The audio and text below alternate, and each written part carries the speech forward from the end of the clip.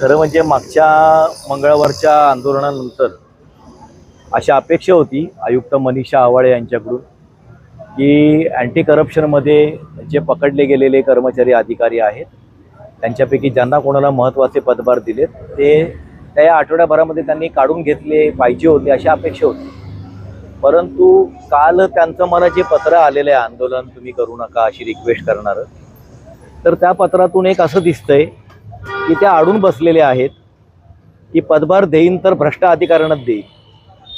याच्यामध्ये त्यांनी त्यांच्या समर्थनार्थ एक शासनाच्या सामान्य प्रशासन विभागाचा एक GR 2025चा त्यांनी संदर्भ दिला. तो GR मी जेव्हा बघितला तर माझ्या लक्षात आलं की तो GR सुद्धा आंदोलनाच्या फेवरमधला आहे. आणि त्या GR मध्ये आणखी एक महत्त्वाची गोष्ट आहे की शासनाने तो GR सर्वोच्च न्यायालयाच्या निकालाच्या संदर्भाने काढलेला आहे. म्हणजे याचा अर्थ काय की आयुक्त मनीषा आवाळे या फक्त शासन आदेशाचा भंग नाही करत आहेत, तर सर्वोच्च न्यायालयाच्या आदेशाचा सुद्धा त्या भंग करतायत. त्यांच्या डोक्यामध्ये कदाचित ही हवा गेलेली असेल की आपण IAS आहोत आणि आपण कसाही मनमानी कारभार करू शकतो. परंतु आयुक्त महोदयांनी हे लक्षात घेतलं पाहिजे की त्या महानगरपालिका कायद्याला बांधील आहेत, त्या शासन निर्णय शासन आदेशाला बांधील आहेत. या देशामध्ये जे जे कायदे हे सार्वजनिकरित्या लागू असतात त्याला ते बांधील आहेत. त्यांचा स्वतःचा कारभार इथे लागू नाही आहे. 2025चा सामान्य प्रशासन विभागाचा जो GR त्यांनी मला संदर्भ दिला त्याच्यामध्ये क्लिअर कट म्हटलेलं आहे की फौजदारी प्रकरणांचा निकाल लागेपर्यंत अशा कर्मचारी अधिकाऱ्यांकडे अकार्यकारी पदांचा पदभार द्यावा, त्यांना धोरणात्मक निर्णय घेण्याचे अधिकार असलेला कुठलाही पदभार देऊ नये. तरी सुद्धा ते पदभार काढायला अजिबात तयार नाही आहेत. कारण इथे प्रशासन चालत नसून वसुलीची टोळी चालते आणि त्या वसुलीच्या टोळीसाठी म्हणून ही सगळी माणसं आयुक्त मॅडमची कदाचित गरज असेल, पण शासनाने GR मध्ये म्हटल्याप्रमाणे अशा कर्मचारी अधिकाऱ्यांमुळे शासनाची प्रतिमा मलिन होते याची शासनाला काळजी वाटते, पण उल्हासनगर महानगरपालिकाची प्रतिमा मलिन होते याची ना आयुक्तांना काही खंत आहे ना या महानगरपालिकेमध्ये बसलेल्या महापौर उपमहापौर या शहरामधले जे सगळे पॉलिटिकल लीडर आहेत त्यांना ह्या महापालिकेचं नाव खराब होतं, शहराचं नाव खराब होतं याची त्यांना खंत खेद नसल्यामुळे हा सगळा कारभार सुरू आहे.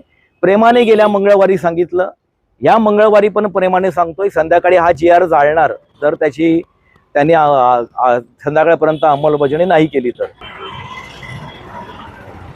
कसं आहे की साधारणपणे जे शासन निर्णय जनतेच्या विरोधामध्ये असतात तर त्यांची होळी करण्याची पद्धत आहे.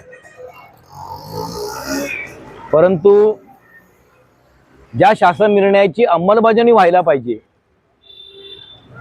त्याची होळी करण्याची वेळ उल्हासनगर महानगरपालिकेचे आयुक्त मनीषा आवाळे यांनी आमच्यावरती आणलेली आहे.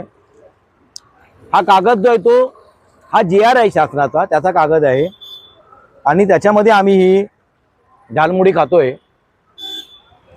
हा भ्रष्टाचाराच्या विरोधातला मोदी पॅटर्न आहे की झालमुडी खायची आणि बाकी सगळं विसरून जायचं.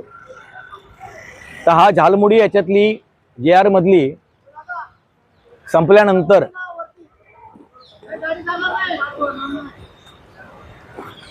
हा जो GR आहे हा बिनकामाचा उरणार आहे आणि आम्ही त्याची होळी करणार आहोत.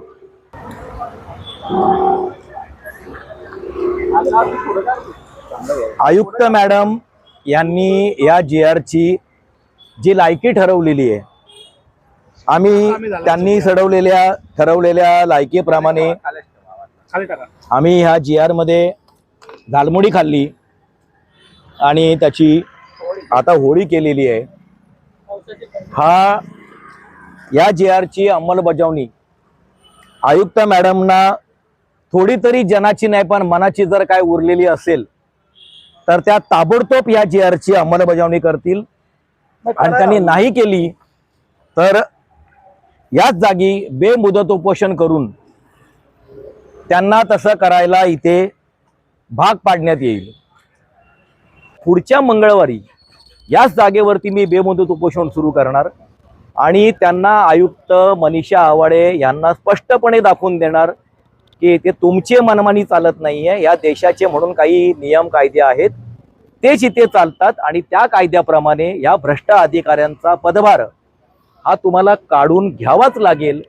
या सगळ्या आंदोलनादरम्यान जर मनीषा आवळे यांची हे आंदोलन चालवताना स्टेटमेंट देताना जर कळत नकळत कुठे बदनामी झाली तर त्या बदनामीला संपूर्णपणे मनीषा आवळे या स्वतः जबाबदार असतात.